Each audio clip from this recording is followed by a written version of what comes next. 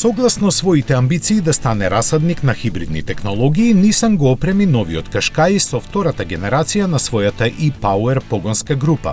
Овој инновативен систем се разликува од другите решенија што марката ги нуди во Европа и во основа е изведен како сериски хибриден систем.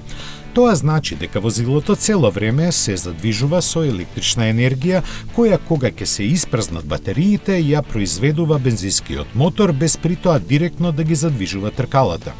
Тој е трицилиндричен 1,5 литарски со 156 конски сили и има променлив степен на компресија, што е постигнато со продолжување и скратување на одот на клиповите. Кога нема потреба од многу моќност, моторот работи со повисок степен на компресија, која овозможува поголема ефикасност. Во случај пак на оптоварување, кога е потребно поинтензивно производство на струја, степенот на компресија се намалува и моторот испорачува повеќе сила. Електромоторот има 188 конски сили, а капацитетот на батериите не е објавен. Испитувањата на Nissan велат дека во градско возење бензинскиот мотор работи само околу 30% од времето, што ги намалува емисиите.